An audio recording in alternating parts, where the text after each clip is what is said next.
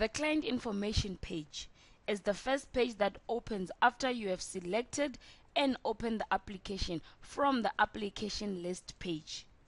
The purpose of the client information page is to display and update the information of the client. Before we continue, let's first look at the layout of the pages you will use during the assessment of the application. You will notice that there are two areas on all the pages. The top area displays the following information: the name of the assessor, the main navigation menu, the name of the application, the status of the application, the assessor currently working on it, and the time period it has been with the department, followed by the assessment menu to guide you through the assessment process. The order of the assessment menu items are listed in the same sequence as a typical assessment procedure. It is, however, not necessary to stick to this sequence.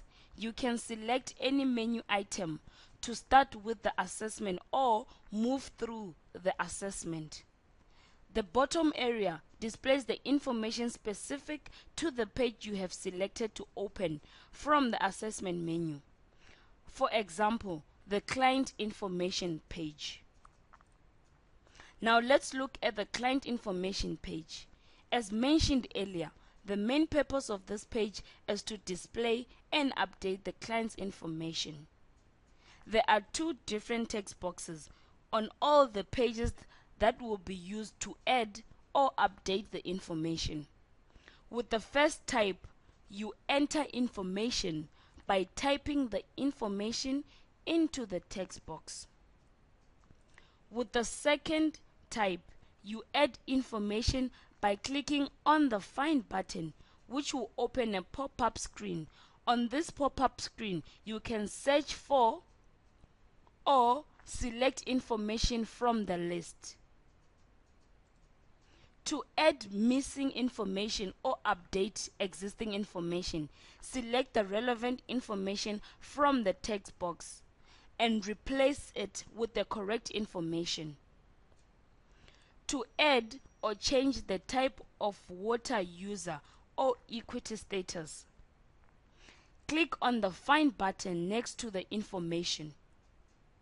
In the pop-up screen, you can search for or select the applicable water user type from the list. Click on the OK button. The selected information is added into the water user information box. You have to use the Find button to add this information, as the system will not allow you to type it in manually. Once you are done, click on the Save Client Information button to save the changes you have just made. The system will warn you of all the missing information. Click on the OK button to exit. To add missing information, click on the relevant text box and add the information.